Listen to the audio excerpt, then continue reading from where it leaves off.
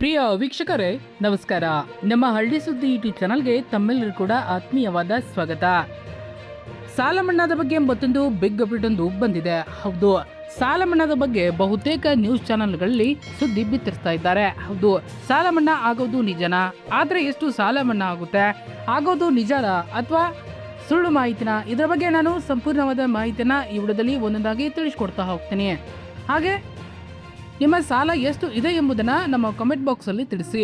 ಹಾಗೆ ಯಾವ ಬ್ಯಾಂಕಿನಲ್ಲಿ ಸಾಲ ಇದೆ ಎಂಬುದನ್ನು ಕೂಡ ನಮ್ಮ ಕಮೆಂಟ್ ಬಾಕ್ಸಲ್ಲಿ ತಿಳಿಸಿ. ಹಾಗೆ ನಮ್ಮ ವಿಡಿಯೋದ ಕೊನೆಯಲ್ಲಿ ಸಾಲ ಮನ್ನಾದ ಬಗ್ಗೆ ನಾನು ಹೆಚ್ಚಿನ ಮಾಹಿತಿಯನ್ನು ಕೂಡ ನಾನು ಅಲ್ಲಿ ತಿಳಿಸ್ಕೊಡ್ತೇನೆ. ದಯವಿಟ್ಟು ಸಾಲ ಮನ್ನಾಗೆ ಬೇಕಾಗುವ ದಾಖಲಾತಿಗಳು ಏನೇನು ಎಂಬುದನ್ನು ಕೂಡ ನಾನು ವಿಡಿಯೋದ ಕೊನೆಯಲ್ಲಿ ಹೇಳ್ತಾ ಹೋಗ್ತೀನಿ. ದಯವಿಟ್ಟು ವಿಡಿಯೋನ ಎಲ್ಲೂ ಕೂಡ ಮಧ್ಯದಲ್ಲಿ ಸ್ಕಿಪ್ ಮಾಡದೆ ಕೊನೆವರೆಗೂ ನೋಡಿ. ಮಧ್ಯದಲ್ಲಿ ಸ್ಕಿಪ್ ಮಾಡಿದ್ರೆ ನಾನು ಕೆಲವೊಂದಿಷ್ಟು ದಾಖಲಾತಿಗಳನ್ನ ಹೇಳ್ತೇನೆ. ದಯವಿಟ್ಟು ವಿಡಿಯೋನ ಎಲ್ಲೂ ಕೂಡ ಸ್ಕಿಪ್ ಮಾಡದೆ ಕೊನೆವರೆಗೂ ನೋಡಿ. ಬನ್ನಿ ಹಾಗಾದ್ರೆ ವಿಡಿಯೋನ ಶುರು ಮಾಡೋಣ. ಅದಕ್ಕೂ ಮೊದಲು ನೀವು ನಮ್ಮ ಚಾನಲ್ನ ಸಬ್ಸ್ಕ್ರೈಬ್ ಆಗಿಲ್ಲ ಅಂತಂದ್ರೆ ಈ ಕೂಡಲೇ ಸಬ್ಸ್ಕ್ರೈಬ್ ಆಗಿ ಹಾಗೆ ಬೆಲ್ ಐಕಾನ್ ಕ್ಲಿಕ್ ಮಾಡಿ ಆಲ್ ಅಂತ ಸೆಲೆಕ್ಟ್ ಮಾಡಿ. ಭಾರತ ಆರ್ಥಿಕತೆಯ ಬೆನ್ನೆಲುಬಾಗಿರುವ ಕೃಷಿ ವಲಯವು ಇಂದು ಹಲವು ಸವಾಲುಗಳನ್ನು ಎದುರಿಸುತ್ತಿದೆ. ಅದರಲ್ಲೂ ಕೂಡ ಕರ್ನಾಟಕದ ರೈತರು ಕಳೆದ ಕೆಲವು ವರ್ಷಗಳಿಂದ ಪ್ರಕೃತಿ ವಿಕೋಪ, ಬೆಲೆ ಕುಸಿತ ಹಾಗೂ ಸಾಲದ ಬಾಧೆಯಿಂದ ತೀವ್ರವಾಗಿ ಬಳಲುತ್ತಿದ್ದಾರೆ. ರಾಜ್ಯದಲ್ಲಿ ನೂತನ ಸರ್ಕಾರ ಅಸ್ತಿತ್ವಕ್ಕೆ ಬಂದಿದ್ದು ರೈತಾಪಿ ವರ್ಗವು ತಮ್ಮ ಸಂಕಷ್ಟಗಳಿಗೆ ಸ್ಪಂದನೆ ಸಿಗಬಹುದು ಎಂಬ ಅಪಾರ ನಿರೀಕ್ಷೆಯಲ್ಲಿದೆ. ಪ್ರಮುಖವಾಗಿ ಸಣ್ಣ ಮತ್ತು ಅತಿ ಸಣ್ಣ ರೈತರ ಸಾಲ ಮನ್ನಾ ಹಾಗೂ ಬರಗಾಲ ಪೀಡಿತ ಪ್ರದೇಶಗಳ ಘೋಷಣೆ ಕುರಿತು ರಾಜ್ಯಾದ್ಯಂತ ವ್ಯಾಪಕ ಚರ್ಚೆಗಳು ನಡೆಯುತ್ತಿವೆ. ಈ ವಿಡಿಯೋದ ಮೂಲಕ ರೈತರಿಗೆ ಪ್ರಸ್ತುತ ಸ್ಥಿತಿಗತಿ ಹಾಗೂ ರಾಜ್ಯಾದ್ಯಂತ ವ್ಯಾಪಕ ಚರ್ಚೆಗಳು ನಡೆಯುತ್ತಿವೆ. ಈ ವಿಡಿಯೋದ ಮೂಲಕ ಸಾಲ ಮನ್ನಾ ಕುರಿತು ಸರ್ಕಾರದ ನಡೆಯುತ್ತಿರುವ ಚಿಂತನೆಗಳು ಹಾಗೂ ಮಾವು ಬೆಳೆಗಾರರಿಗೆ ಘೋಷಣೆ ಆಗಿರುವ ಪರಿಹಾರದ ಬಗ್ಗೆ ಇಲ್ಲಿ ಸ್ಪಷ್ಟವಾಗಿ ತಿಳಿಸಿಕೊಡ್ತಾ ಹೋಗ್ತೀನಿ. ಸತತ ಬೆಳೆ ಹಾನಿ ಮತ್ತು ರೈತರ ಸಂಕಷ್ಟ. ಹೌದು, ಕಳೆದ 2-3 ವರ್ಷಗಳಿಂದ ಕರ್ನಾಟಕದ ರೈತರು ನಿರಂತರವಾಗಿ ಬೆಳೆ ಹಾನಿಯನ್ನ ಎದುರಿಸುತ್ತಿದ್ದಾರೆ. ಒಂದು ಕಡೆ ಅತಿವೃಷ್ಟಿ ಮತ್ತು ಮತ್ತೊಂದು ಕಡೆ ಅನಾವೃಷ್ಟಿ ರೈತರ ಬದುಕನ್ನ ಹೈರಾಣಾಗಿಸಿದೆ. ವಿಶೇಷವಾಗಿ ಉತ್ತರ ಕರ್ನಾಟಕದ ಜಿಲ್ಲೆಗಳಾದ ಕಲಬುರಗಿ, ವಿಜಯಪುರ, ಬೀದರ ಮತ್ತು ರಾಯಚೂರು ಮುಂತಾದ ಕಡೆಗಳಲ್ಲಿ ಕಳೆದ ವರ್ಷ ಸುರಿದ ಭಾರೀ ಮಳೆಯಿಂದಾಗಿ ರೈತರು ಅಪಾರ ಪ್ರಮಾಣದ ನಷ್ಟವನ್ನು ಅನುಭವಿಸುತ್ತಿದ್ದಾರೆ. ವರದಿಗಳ ಪ್ರಕಾರ ಈ ಜಿಲ್ಲೆಗಳಲ್ಲಿ ಸುಮಾರು 60-70% ಬೆಳೆಗಳು ಸಂಪೂರ್ಣವಾಗಿ ಹಾನಿಗೀಡಾಗಿವೆ. ಅಂದಾಜು 3.5 ಲಕ್ಷ ಹೆಕ್ಟೇರ್ ಕೃಷಿ ಭೂಮಿಯಲ್ಲಿ ಬೆಳೆದಿದ್ದ ಫಸಲು ಮಳೆಯ ಪಾಲಾಗಿದೆ. ಇದರಿಂದಾಗಿ ಕೈಗೆ ಬಂದ ತುತ್ತು ಬಾಯಿಗೆ ಬರಲಿಲ್ಲ ಎಂಬಂತೆ ರೈತರ ಪರಿಸ್ಥಿತಿ ಶೋಚನೀಯವಾಗಿದೆ. ಹಿಂದಿನ ವರ್ಷಗಳ ಅತಿವೃಷ್ಟಿ ಗಾಯ ಮಾಯುವ ಮುನ್ನವೇ ಪ್ರಸಕ್ತ ವರ್ಷದ ಮುಂಗಾರು ಕೈಕೊಟ್ಟಿದೆ. ರಾಜ್ಯದ ಬಹುತೇಕ ಜಿಲ್ಲೆಗಳಲ್ಲಿ ವಾಡಿಕೆಗಿಂತ ತೀರಾ ಕಡಿಮೆ ಮಳೆಯಾಗಿದೆ. ಜೂನ್ ಮತ್ತು ಜುಲೈ ತಿಂಗಳುಗಳಲ್ಲಿ ಬಿತ್ತನೆ ಕಾರ್ಯ ಬರದಿಂದ ಸಾಗಬೇಕಿತ್ತು. ಆದರೆ ಮಳೆಯ ಕೊರತೆಯಿಂದಾಗಿ ಕೃಷಿ ಚಟುವಟಿಕೆಗಳು ಸಂಪೂರ್ಣವಾಗಿ ಸ್ಥಗಿತಗೊಂಡಿವೆ. ಬರದ ಛಾಯ ಆವರಿಸಿರುವ ಕಾರಣ ರಾಜ್ಯದ ಸುಮಾರು 10ಕ್ಕೂ ಹೆಚ್ಚು ಜಿಲ್ಲೆಗಳನ್ನು ಬರಗಾಲ ಪೀಡಿತ ಪ್ರದೇಶಗಳೆಂದು ಘೋಷಿಸಬೇಕು ಎಂಬ ಕೂಗು ರೈತ ವಲಯದಿಂದ ಬಲವಾಗಿ ಕೇಳಿಬರುತ್ತಿದೆ. ಬೆಳೆ ಬೆಳೆಯಲು ಸಾಧ್ಯವಾಗದ ಪರಿಸ್ಥಿತಿಯಲ್ಲಿ ರೈತರು ಮುಂದಿನ ಜೀವನ ನಿರ್ವಹಣೆಗೆ ಪರದಾಡುವಂತಾಗಿದೆ. ಸಾಲ ಮನ್ನಾಗಾಗಿ ರೈತರು ಆಗ್ರಹ ಮತ್ತು ಪ್ರತಿಭಟನೆ ನಡೆಸ್ತಾ ಇದ್ದಾರೆ. ಹೌದು, ಬೆಳೆ ನಷ್ಟ ಮತ್ತು ಮುಂಗಾರು ವೈಫಲ್ಯದಿಂದಾಗಿ ರೈತರು ತಾವು ಪಡೆದಿದ್ದ ಕೃಷಿ ಸಾಲವನ್ನ ಮರುಪಾವತಿಸಲು ಸಾಧ್ಯವಾಗದಂತಹ ಪರಿಸ್ಥಿತಿಗೆ ಸಿಲುಕಿದ್ದಾರೆ. ಮುಖ್ಯವಾಗಿ ಪ್ರಾಥಮಿಕ ಕೃಷಿ ಪತ್ತಿನ ಸಹಕಾರಿ ಸಂಘಗಳು ಹಾಗೂ ಜಿಲ್ಲಾ ಸಹಕಾರಿ ಬ್ಯಾಂಕುಗಳಿಂದ ಪಡೆದ ಸಾಲವು ರೈತರ ಪಾಲಿಗೆ ದೊಡ್ಡ ಹೊರೆಯಾಗಿ ಪರಿಗಣಿಸಿದೆ. ಈ ಹಿನ್ನೆಲೆಯಲ್ಲಿ ಸಣ್ಣ ಮತ್ತು ಅತಿ ಸಣ್ಣ ರೈತರು ಮಾಡಿರುವ ಕೃಷಿ ಸಾಲವನ್ನ ಸಂಪೂರ್ಣವಾಗಿ ಮನ್ನಾ ಮಾಡಬೇಕು ಎಂದು ಆಗ್ರಹಿಸಿ ರಾಜ್ಯಾದ್ಯಂತ ರೈತಪರ ಸಂಘಟನೆಗಳು ನಿರಂತರವಾಗಿ ಪ್ರತಿಭಟನೆಗಳನ್ನು ನಡೆಸ್ತಾ ಇವೆ. ಕಳೆದ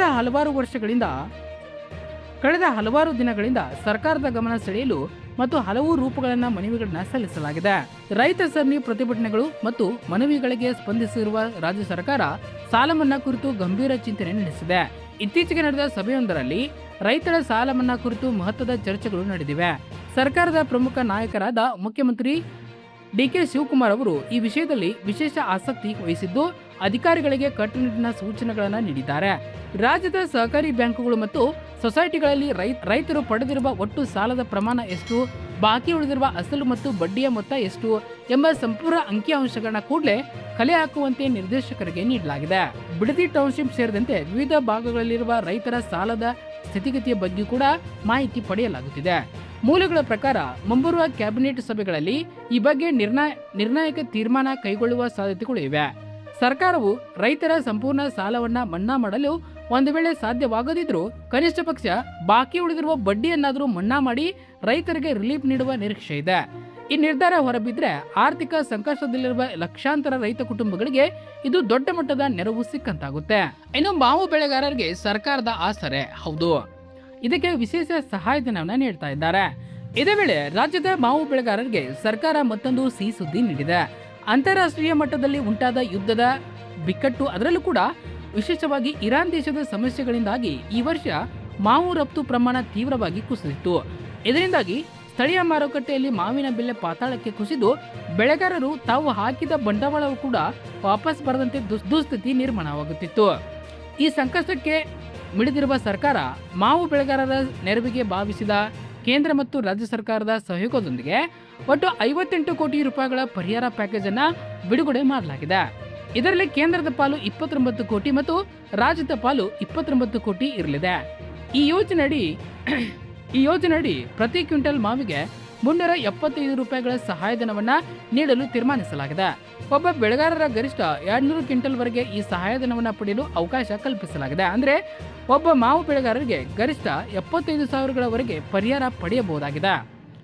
ಅರ್ಜಿ ಸಲ್ಲಿಕೆ ಮತ್ತು ಪ್ರಕ್ರಿಯೆ ಹೇಗೆ ಇಲ್ಲಿ ತಿಳಿಸಿಕೊಡ್ತಾ ಹೋಗ್ತೀನಿ.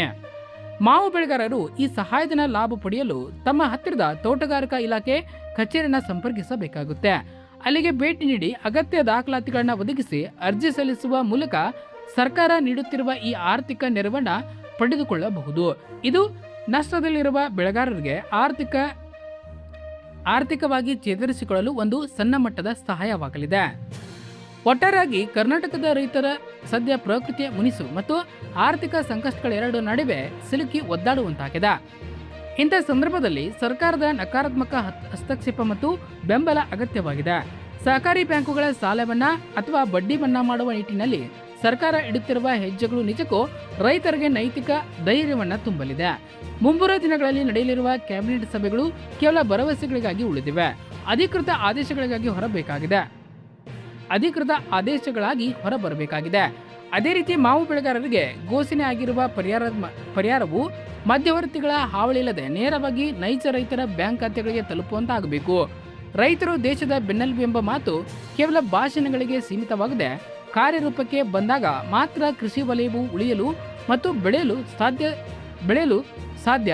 ಸರ್ಕಾರದ ಈ ಮುಂದಿನ ನಿರ್ಧಾರಗಳು ಆದಷ್ಟು ಬೇಗ ರೈತರ ಮುಖದಲ್ಲಿ ಮಂದಹಾಸ ಮೂಡಿಸಲಿ ಎಂಬುದು ಎಲ್ಲರ ಆಶಯವಾಗಿದೆ.